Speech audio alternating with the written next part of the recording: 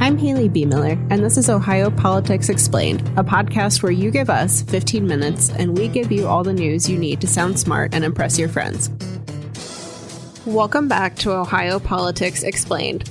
Today, we're discussing the launch of recreational marijuana sales, the latest in the fight over health care for transgender minors, how Senator Sherrod Brown is snubbing his party, and why Ohio is talking about redistricting in Iowa.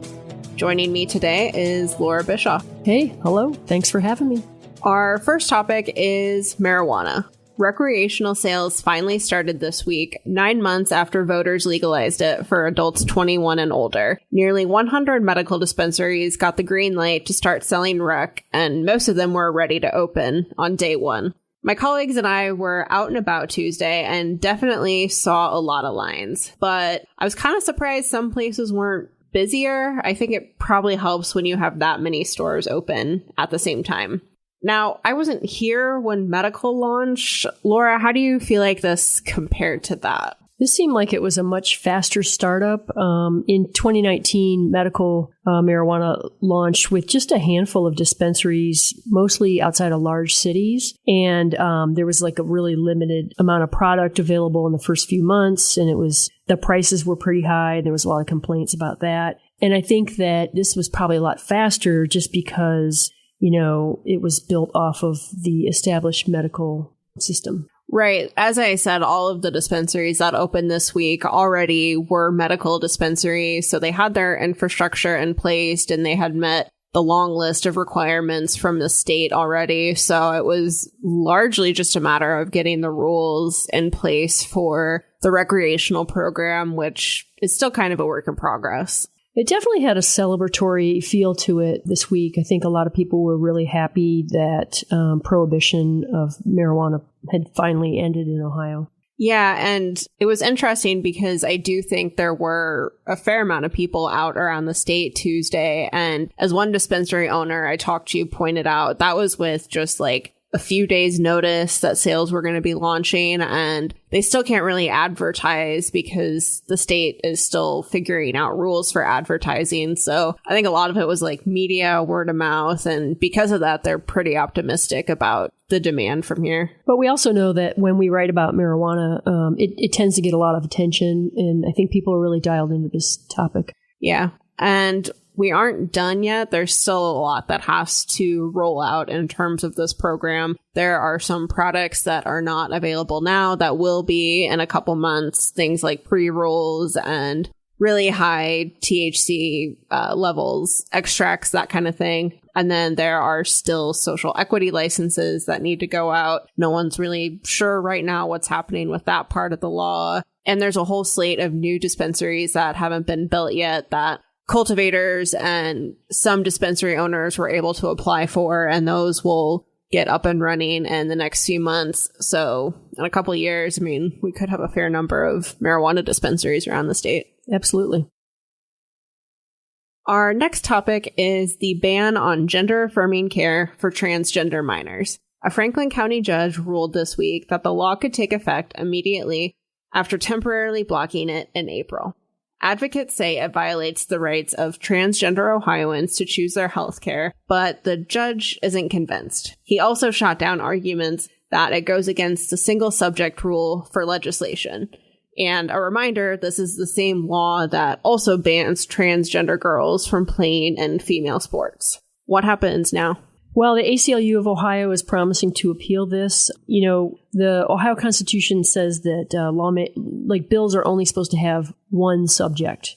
And so there's often this single subject argument made. I've never seen that argument win the day in court. And if you look at the budget bill has got thousands of different subjects smashed into them. So I don't know where that's going to go. There's also this question about whether or not this legislation violates the Healthcare Freedom Amendment to the Ohio Constitution.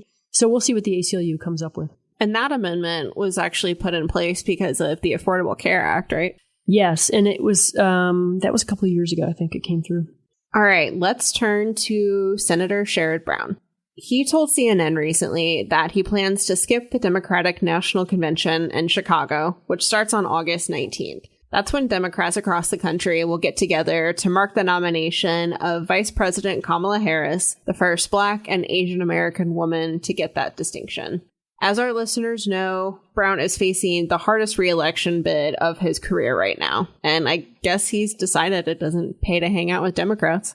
Yeah, I think there was a recent poll from AARP Ohio that showed that he was doing pretty well. And I think he does not want to tie himself too closely to Vice President Harris just because, he's doing okay in Ohio without that tie.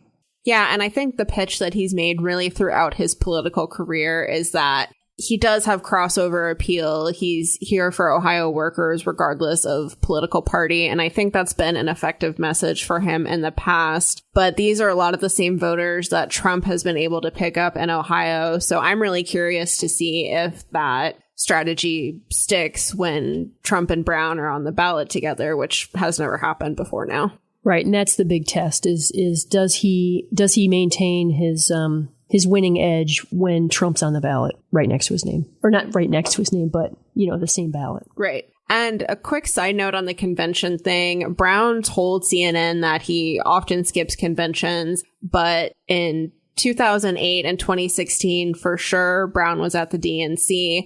Cleveland.com reported that he was also there back in the 90s during conventions earlier in his career. So I'm not sure where that comment came from, why he decided to try to make that point, but he definitely is not known to skip these conventions. And our final topic for today is Iowa.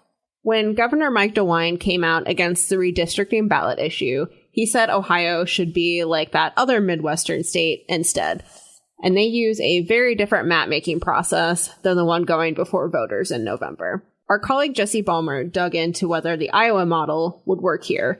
Laura, can you kind of first explain how Iowa even does this? Yeah, so Iowa uses its Legislative Services Commission. Like Ohio has a Legislative Service Commission. It's lawyers and experts who draft bills and do analysis of bills. Anyway, they use that group of professionals, state employees, to draw the maps, and they have a 5-person group of politicos that kind of offer guidance and look over the shoulder of the map drawers. And if they don't like how the map is drawn, they have to redraw it until that a majority of those 5 agree to it. This is a system that's been in place for Iowa since 1980, and it's worked pretty well. It's interesting because definitely like the politicians have a hand in the map drawing in Iowa, and Governor DeWine has said that he wants politicos, out of the process. But, if Ohio were to adopt a similar Iowa plan, then, we'd have a state agency under the purview of lawmakers drawing the maps with the governor and other politicos having a up or down vote on them. Right. And backers of the amendment being proposed for Ohio say Iowa is just a very different state. They only have a few congressional districts. It's a lot easier to chop up a square, basically. It's a square, and also I think that their county lines it's like a big grid. So it doesn't have any squiggly lines. I don't think it doesn't have as many big cities, not as many people. It has 4 congressional districts instead of Ohio has 15. So yeah, there's a lot of differences. I think my favorite part of Jessie's story was when she was talking to someone from the League of Women Voters in Iowa, and they discussed the fact that eventually there is a scenario where lawmakers in Iowa would be drawing maps if they just decided to completely reject what this Legislative Service Commission put before them. But the person Jessie talked to was basically like, well, there would just be an uproar if that happened. And, I can't imagine anything like that happening here. And here we are in Ohio. And one more thing before you go. Republican Bernie Moreno, who's running against Brown for Senate, is touring the state on a bus this week as part of his campaign. And Democrats are following him around with an inflatable fat cat smoking a cigar and holding cash. That's one way to send a message. Ohio Politics Explained is brought to you by the USA Today Network Ohio Bureau. You can check us out on X, formerly known as Twitter, @Ohio Explained.